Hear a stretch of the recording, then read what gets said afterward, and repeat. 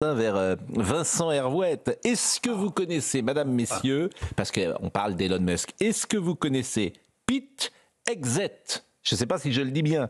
Pete Hegseth, qui faisait sur Fox News Friday Night Live with Pete Hegseth. Et cet homme, c'est sans doute la nomination la plus stupéfiante, c'est l'homme qu'il a choisi, c'est un animateur de Fox News qu'il choisit pour prendre la tête du Pentagone. Oui. Monsieur Vincent Hervouette, donc demain peut-être vous-même, journaliste, vous pourriez vous retrouver. Non mais en plus non, même pas, parce que cet homme, vous voyez, Pete Hegseth, là j'ai sur Fox News, j'ai la bande-annonce de ces j'ai la bande-annonce de ces émissions Friday Night Live with Pete Hegseth. C'est-à-dire, je n'ai pas l'équivalent en France, mais vous êtes évidemment journaliste. Là, on est sur un animateur qui va diriger le Pentagone. Il a une expérience militaire avant. Oui, il était soldat avant. Oui, il était soldat avant quand même. Oui, il était soldat avant. Oui. Non mais il était major même. C'est entendu, et c'est parce qu'il était major qu'il est devenu de la télé. Mais alors plus Elon Musk. Et ça me passionnait de vous entendre là-dessus. La curiosité, c'est de passer effectivement de l'armée au plateau de Fox News et non pas de repasser le plateau de Fox News. Vous connaissez beaucoup d'anciens des forces spéciales qui soient animateurs ou journalistes en France? Pas énormément, hein. Jacques Chancel avait été... Oui, non, il y a vraiment très peu. Hein. Non, les nominations de Donald Trump sont à la hauteur de l'attente qu'il a suscitée. C'est-à-dire qu'ils sont à la fois stupéfiantes, à commencer par la nomination effective d'Elon Musk à la tête de Dove. Dove, c'est le même nom que sa crypto-monnaie. C'est pas une administration, c'est d'une équipe pour dégraisser le mammouth, pour le bison, disons. Pour rester plus américain, dégraisser le bison. Voilà. Oui, dégraisser le bison. Vous êtes en forme ce matin. Ça n'a pas duré. Non, donc ça c'est avec Musk, ça va être. Il a pondu cette nuit, là, juste avant de se coucher. Il a écrit non, ce n'est pas une menace pour la démocratie, c'est une menace pour la bureaucratie. Et il promet de faire 2000 milliards de dollars d'économies. Tout le monde est d'accord avec ça. Mais fédéral. Mais tout le monde rêve de ça en France. 2000 milliards de dollars. Oui, mais les chiffres, c'est possible. Mais ce que je veux vous dire, c'est que tout le monde en France rêve de ça. Tout le monde sait. Par exemple, on a parlé de l'éducation nationale. L'éducation nationale, le problème, c'est pas les profs. Il y en a suffisamment de profs et parfois pas assez. Le problème, c'est la bureaucratie, mais dans l'éducation nationale. Et puis, à l'hôpital, on le dit sans arrêt. Il y a, je crois, 40% des gens de la PHP qui n'ont pas vu un malade de leur vie. Et vous avez que 60% de gens qui sont des soignants. Et la France, elle croule de ça. Donc quand vous avez quelqu'un qui arrive et qui dit on va virer la bureaucratie, on va virer la bureaucratie. Mais on se dit c'est pas mal. Alors comment les conflits d'intérêts, ça vous dérange pas? Les conflits d'intérêts. Les conflits d'intérêts, ça vous dérange pas? Qu'est-ce que vous appelez les conflits d'intérêts? Mais il est attributaire des grands marchés publics, avec SpaceX, avec Tesla. Mais Georges, je vous écoute depuis. Avec vous, on ne fait rien. Non, et je vous rassure, ne prenez pas sur ça. Mais si, parce qu'on ne fait jamais rien. Je vous dis qu'il y a un vrai sujet. Oui, il y a toujours des vrais sujets. Non. Avec vous, il y a toujours des vrais sujets. Moi, c'est le règlement des États-Unis. Comment est-ce que vous faites pour restructurer les agences fédérales? Et c'est pour ça qu'il faut tout changer. Vous gardez, et a priori le fait qu'il ne soit pas ministre, mais qu'il soit à la tête d'une agence indépendante, d'une administration indépendante. Comment est-ce que vous faites pour effectivement garder la tutelle sur vos affaires qui sont considérables? C'est un homme qui pèse, je ne sais pas combien, 150, 300 milliards, les chiffres diffèrent. De dollars, c'est l'homme le plus riche au monde, après un Français bien connu. Bernard Arnault. Donc... Vous imaginez Bernard Arnault en train de restructurer l'économie française et en gardant la tête de la Ça serait pas mal peut-être. C'est l'efficacité, là, c'est la question. En France, ça serait totalement possible. Comment? Tant qu'il n'est pas mis en tête pour s'attaquer aux agences fédérales, comme l'agence sur l'environnement. Oui, mais bon, je vous connais. Non, mais moi, le problème, c'est que depuis l'élection de Trump, on est coincé entre deux extrêmes. Il y a soit le Éric Nolot. Il y a soit le camp de la bien-pensance qui nous explique, j'ai lu un article hilarant dans Libé qui nous explique que Trump n'a pas gagné si nettement. Bah alors heureusement, parce que s'il avait gagné nettement, je ne sais pas ce qu'aurait été le score. Et de l'autre, on a la Trumpolatrie qui dit que tout est bien. Je regrette. Elon Musk, il y a un conflit d'intérêts. Gauthier vient de... Oui. C'est impossible en France. On ne dit pas que tout est bien, on dit qu'on cherche une efficacité. Tout ce que fait Trump n'est pas à saluer sous prétexte que Kamala Harris est en effet pas votre genre de beauté ni le mien. Moi, Mais là, c'est pas de droite ou de gauche. Mais non. La question, c'est de ne pas faire un procès d'intention à Elon Musk, qui est un type qui a une C'est pas un qualité procès immense. d'intention. Attendez, Ce sont les faits. Non. Il est en conflit d'intérêts. On va voir. Ben oui. Il va être à la tête d'un département de l'efficacité gouvernementale.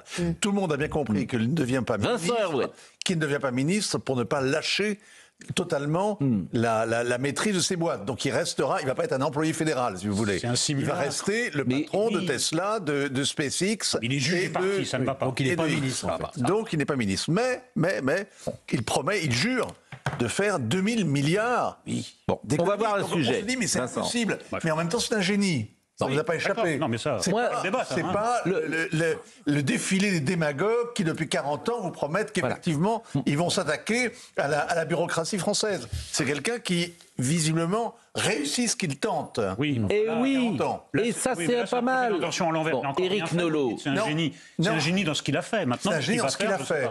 Et il s'engage en politique en sachant qu'il ne sera jamais président. Il ne sera jamais candidat à la présidence. Il ne peut pas être l'héritier de Il n'est Trump. pas né aux États-Unis. Bon, je voudrais qu'on voit un sujet, mais convenez que là aussi, Elon Musk, on peut saluer un parcours tout à fait exceptionnel d'un homme qui est... Mais j'entends bien. Saluer et penser en même temps. Mais j'entends bien. Mais ce qui m'intéresse, vous êtes... L'intendance suivra, comme disait Napoléon. Vous êtes là, toujours le nez dans le gazon. Nous, on est dans les cimes. Je vois quelqu'un qui veut réformer l'administration. Et c'est ça qui m'intéresse. Oui. Et vous êtes là, ah oui, mais c'est un vrai sujet. Bon, bah, vos vrais sujets, c'est vos querelles picrocolines. Oui, enfin, en revanche... j'ai compris que c'est vous qui décidiez quel était un vrai sujet. Non, mais il y a des non, le vrai sujet, c'est la bureaucratie. Simplement, Et les Non, mais économies, Éric, et les vous dites économies. qu'il y a un vice de procédure que Éric, cet homme Éric. ne peut pas juger. Oui, j'ai compris, mais on ne va pas passer l'heure là-dessus. Bon, alors, ce qui m'intéresse... Contre-pouvoir aux États-Unis. On est d'accord, C'est quand même une démocratie avec des contre-pouvoirs. Et on va faire exactement ce qu'il veut. Mais il va s'attaquer à la bureaucratie légendaire Très bien. des administrations fédérales, effarantes. Il a donné un bon exemple. Par Et pourquoi exemple, ne pas confier à quelqu'un d'autre qui n'est on pas lui a en conflit demandé d'intérêts de... Parce qu'il est meilleur, en fait. Plus efficace. Parce qu'il est meilleur. On verra. Est-ce que ça, c'est quelque chose qui peut entrer dans votre cerveau? Il est À l'heure meilleur du que les bilan, autres. À l'heure du bilan, ça Voilà. entrera dans mon cerveau Et comme beaucoup de choses. il a Je vous prouvé, remercie. et il a prouvé qu'il pouvait être meilleur sur certaines choses. Il est prouvé. Voilà. Oui, C'est il ça qui reste à m'intéresse. prouver sur ce point. Alors, en revanche, le cas que vous dites, bien sûr, il faudra effectivement voir qu'il n'y a pas de conflit d'intérêt, tout ça. Mais il est meilleur parce qu'il a montré son efficacité. Alors, je voulais qu'on voit le sujet de Kylian Salé. Kylian Salé. Vous me regardez curieusement, Gauthier Lebret. Je sais que hier soir, vous étiez à une soirée où on a beaucoup parlé de CNews. Vous nous Non, direz. beaucoup parlé de vous. Non. C'était pas tant CNews, c'était surtout vous. Ah, c'était une réunion d'aide, alors. Donc, je voudrais qu'on voit le sujet de Kylian. Alors, on est à 8 jours pile de la victoire de Trump et les premières décisions sont tombées. Puis j'ai une question à vous poser également sur Israël. Musk, ministre de Donald Trump. L'entrepreneur de 53 ans a été nommé au nouveau ministère de l'efficacité gouvernementale. La mission du patron de SpaceX ou encore Tesla sera de réaliser des coupes drastiques dans le budget fédéral. Elon Musk, l'homme le plus riche du monde, a investi plus de 100 millions de dollars dans la campagne de Donald Trump. Il partagera le ministère avec l'homme d'affaires républicain Vivek Ramaswamy. Donald Trump a salué dans un communiqué deux esprits brillants et patriotes. Le républicain de 78 ans a nommé Pete Hegseth comme prochain ministre de la Défense. À 44 ans, ce dernier est aujourd'hui présentateur sur la chaîne de télévision Fox News. Auparavant, il a été major de l'armée américaine déployé en Irak ou en Afghanistan. Si le Sénat confirme sa nomination, Pete Hegseth sera la tête de l'armée la plus puissante du monde. Autre ancien militaire présent dans le gouvernement Trump, Mike Waltz, 50 ans. Il a été nommé au poste clé de conseiller de la sécurité nationale de la Maison-Blanche. Dans un communiqué, Donald Trump le qualifie d'expert des menaces que représentent la Chine, la Russie, l'Iran et le terrorisme mondial. Mike Waltz travaillera en étroite collaboration avec Marco Rubio, le futur secrétaire d'État. Tous deux façonneront la politique étrangère des États-Unis. Pour rappel, durant son mandat, Donald Trump a promis de mettre fin aux guerres en Ukraine et au Proche-Orient. Bon, et puis on peut voir le résultat final et de la victoire écrasante, nette en tout cas, de Donald Trump. 312 grands électeurs, 226. Et le vote populaire. Les 7 swing states sont passés, les 7 ont été remportés par Là, Trump. pour la première fois. Depuis 2004. Et exactement, donc c'est une victoire que évidemment la majeure partie de la classe médiatique française avait bien vue. Oui, C'est ça qu'il faut dire. Il semblerait que le vote des Français n'ait pas pesé très lourd. Bon, bien évidemment. Vous vouliez dire quelque chose sur une des décisions que prendrait ce nouveau ministre de la Défense? Oui, alors le ministre de la Défense s'était rappelé ce matin par notre correspondante Elisabeth Guedel. Donc on l'a dit, il a été sur Fox News, il a eu le temps de s'exprimer durant de longues heures sur l'antenne de Fox News. Il est pour sortir les Gauthier femmes Lebret. du front. Il n'est pas pour envoyer les femmes soldates au front. Ah ben qu'en pense Sarah Salman par exemple? Évidemment, ça fait polémique parce que les femmes qui sont aussi en première ligne. Moi, je trouve que Qu'en c'est vraiment, pensez-vous? je trouve que c'est discriminant. Il y a des femmes qui sont tout aussi qualifiées que des hommes pour être au front. Vous prenez, alors je ne sais pas si le parallèle est bien choisi, vous prenez l'armée de Tsahal, vous avez des hommes et des femmes. Donc je ne vois pas au nom de quoi on opérerait une discrimination. Soit on met des critères physiques à l'entrée, soit on n'en met pas. Mais là, ça me paraît... Alors, il y a plein de manières de l'analyser. On peut aussi considérer que c'est une protection. Je considère qu'il y a des femmes qui sont tout aussi compétentes sur ce sujet. Voilà, je Mais le vous dis avez franchement. évidemment raison. De toute façon, il y a des femmes qui sont aussi compétentes. Voire Je pense meilleures qu'il faut parfois, donc, et parfois meilleures, évidemment. Mais dire qu'il n'y a que le critère physique, peut-être que dans certains cas c'est vrai, mais là de les éliminer complètement, Oui, non, non, mais- faut pas exagérer. Voilà, c'est.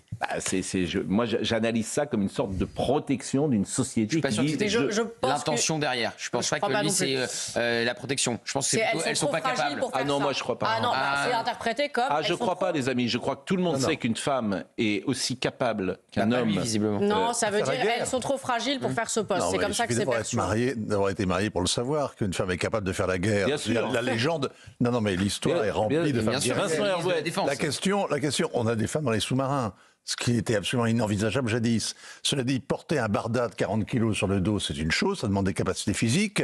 Et ensuite, il y a une curiosité, c'est qu'on s'est rendu compte que dans les troupes d'assaut, par exemple, il y avait une forme d'instinct protecteur qui pouvait jouer, et qui fait que dans un commando, un homme qui est flanqué d'une femme va avoir tendance quand même... C'est un réflexe irrépressible, pavlovien, semble-t-il. Ça, c'est des oui. études que moi je ne connais pas grand-chose, mais je sais que c'est ce qu'ont relevé un certain nombre d'études faites par les écoles militaires sur le fait que ça posait quand même un petit problème. Mais est-ce que Au c'est lieu une de raison totalement pour les diriger vers évincer l'action. complètement Pardon Est-ce une raison suffisante pour les évincer complètement? Non, mais le fait de mettre peut-être des femmes dans des unités combattantes en première ligne répond là, en revanche, à quelque chose qui est peut-être un peu idéologique, qui est une volonté de démonstration. L'efficacité sur aux le femmes terrain... d'en décider elles-mêmes. C'est ça ce qui prône. Bon, c'est ça Vincent qui Hervouet. exprime, pardon. Autre question. Le président Trump n'a pas souhaité recevoir les familles des victimes, des otages qui sont détenus dans les tunnels de Gaza. Il n'a pas souhaité recevoir les familles. Comment vous interprétez cette décision? Je ne sais pas qui sont les familles, je ne sais pas le pourquoi du comment, ou si elles étaient américaines aux États-Unis, si elles étaient... Je ne sais pas. L'interprétation que j'ai pu faire, c'est que lui souhaitait sans doute que cette guerre continuât, Ouais. et que forcément les familles, si elles viennent, et on les comprend, elles ont envie que cette guerre s'arrête. Bah oui, Sans doute. c'est évidemment le dilemme de l'état-major israélien. C'est bon, tout le monde a compris depuis un an que il fallait que les Israéliens avaient changé en quelque sorte finalement profondément de doctrine, dans le sens où l'otage n'est plus la priorité de toutes les priorités. Oh, c'est pas vrai, ça. Vous allez en Israël, la priorité, c'est les otages. Demandez Sarah à n'importe Salman. quel Israélien. Moi, je suis allée en Israël, il y a les photos des otages partout et elles sont pas arrachées. Bien sûr. La priorité, vous demandez à n'importe qui, je suis désolée, c'est la libération des otages. Que ce soit Benjamin Netanyahou qui le dit, que ce soit les Israéliens, que ce soit les Français de confession juive ici. La Sarah justice, c'est la Salman. priorité. Oui. Bon, voilà ce qu'on pouvait dire en tout cas sur les États-Unis. Dans les faits, c'est pas la priorité, pardonnez-moi. Il reste un peu plus de 90 otages, Oui. toujours aux mains du Hamas, un an Dont deux après, Français. dont une cinquantaine au moins est morte. Je vous dis, alors ça c'est Selon Benjamin votre Netanyahou interprétation de lui-même. la Non, politique de non, Benjamin Netanyahou. Vous demandez aux Israéliens, c'est leur priorité. Oui, non, mais Au moi je vous peuple israélien. parle J'ai de la compris. priorité stratégique dans la réalité du terrain. Qu'est-ce qui se passe? Il y a la volonté d'écraser le Hamas. Il y a la volonté en parallèle de libérer les otages. Je ne démembrer. peux pas dire le contraire. L'un ne va pas sans l'autre. Oui, eh ben, on a changé d'époque. Ça ne va pas échapper. Ça ne m'a pas échappé, je vous en remercie, mais je vous dis que la priorité, c'est la libération des otages. Ce que je vous propose. Voilà, on n'est pas d'accord là-dessus, mais... J'ai souvent l'impression que vous n'êtes pas d'accord avec grand monde. Si, avec Jean, Sarah. d'accord. Non, avec Darcival, on n'est pas d'accord. Sarah, faites attention parce que ça m'arrive aussi. Donc de près. J'étais d'accord avec vous en début d'émission et j'étais bien la seule. En début Donald d'émission. Trump, Bah oui, pour Elon Musk. Pour Elon Musk, mais Oui. oui, je trouve que Ça rejoint c'est. ce que vient de dire Pascal. Oui, oui, Vous êtes c'est- bon seul on est Posez-vous des questions. seul contre le reste du monde. Posez-vous des questions. Bon, Céline Dion. Céline Dion, c'est une vidéo dans laquelle on voit la chanteuse rencontrer des difficultés sur son téléphone. Alors, est-ce que vous savez ce que c'est que Siri? Oui, bien sûr. Bah oui, mais tout le monde ne sait pas ce qu'est Siri. C'est pour S-I-R-I. C'est quoi Siri? Siri, c'est pour dicter dans le iPhone. On met le téléphone Dans le comme ça et on iPhone. dicte. On dit dis-moi Siri et on parle. Dis-moi Siri, est-ce que je suis la plus belle dans le miroir? Ça, c'est ChatGPT plutôt. Alors, comment on fait? Moi, je ne sais pas comment on fait Pour Siri, par activer exemple. Siri, moi je Ouais. m'en sers jamais. Vous vous en servez? Ah bah jamais. oui. Mais alors, ça sert à quoi, vous dites? C'est pour parler au téléphone, par Mais- exemple. Vous dites. Lancer un moteur de recherche. Ah, c'est un moteur de recherche. Non, vous pouvez dire D'accord. dis-moi Siri, appelle. Dis-moi Siri. C'est comme Appelle, Quel temps appelez Georges Fenech. C'est Ah comme ben là, c'est alors comme là, Alexa. mais alors je vais le faire parce que on va voir la vidéo de Céline Dion, mais on va faire un test en direct, pourquoi Oui. pas? Oui. C'est sur quoi? C'est sur réglage? Faut se Non, mettre non, sur vous quoi? parlez à votre téléphone. Vous parlez à votre Dis téléphone. Siri et après vous... Là, je parle comme ça. Voilà, et appelle Georges Fenech. Dis-moi Siri, appelle Georges Fenech. Mais vous n'avez pas la peine de gueuler. Ouais, mais là, il Non, se mais passe là, rien. vous faites ça comme on dirait qu'on est au théâtre Édouard VII. Non, mais Il faut voilà. mais non, mais faire Dis Siri, appelle Pascal Pro. Jean-Laurent Cochet un peu. ben, ça marche pas du tout. Donc Je regrette, je ne peux appeler qu'une personne à la fois. Bah, j'ai pas demandé 2 personnes, Pascal et Pro. Alors, je sais, ils sont deux. Non, Ils sont deux. Il y a Pascal Pro. on est plusieurs. Hein. Bon, alors je voulais qu'on voit cette vidéo de Céline Dion parce que la superstar canadienne a publié donc sur les réseaux une vidéo dans laquelle elle demande à Siri de diffuser l'hymne à l'amour. Il lui a fallu répéter 3 fois pour que l'assistant vocal exécute sa requête. C'est un peu comme nous ce matin. La 3e fois avec l'accent français sera la bonne. Regardez cette séquence. Hey Siri, play l'hymne à l'amour by Céline Dion. I cannot find that track by Celine Dion, but here is My Heart Will Go On. No. Hello? No, no, no. Hey Siri, can you play l'hymne à l'amour by Céline Dion, please? I cannot find that track by Celine Dion, but here is My Heart Will Go On. Never mind. Maybe I should speak really French from Parisian. Hey Siri, play l'hymne à l'amour by Céline Dion. Okay, here is Hear Me Lama by Celine Dion.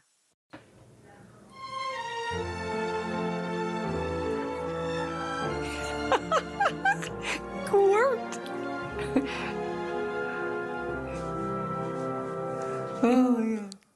Mais ce qui m'étonne, c'est que là, on n'a pas besoin d'activer quelque Non, chose, c'est on un parle ordre. directement. Dis Siri, Mais vous- appelle mais- Pascal Pro. Oui, mais là, par exemple, ça marche pas, manifestement. Ah là, non, ça parce va que je marcher dois de la avoir un première jumeau. fois. Là, si je dis, on va pas passer 2 heures là-dessus, mais si je dis, bonjour Siri, Non, il faut dire Dis Siri. dis Siri, est-ce que on peut jouer l'hymne à l'amour de Céline Dion?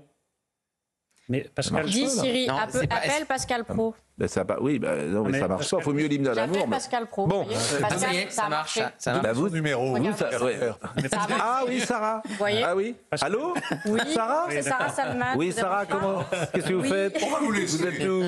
Hein? Alors écoutez, je suis Ça en va bien? plateau et vous Bon. Pascal, 2 choses. Ah oui. D'abord, Oui. est-ce que vous cherchez à avoir le rôle principal dans un remake d'Hibernatus, parce que vous êtes extrêmement convaincant. Oui. La première chose. Et Vous deuxièmement, savez qu'il est toujours vivant, Bernard Allan. ah bah, très bien. Il est sur Après, scène, Et- Bernard Allan. Et non mais deuxièmement, vous nous aviez dit que votre sommaire allait nous surprendre. Oui, je suis surpris. Vous est passé quand même d'Elon Musk à Céline Dion et son téléphone portable. c'est- tout fait sens.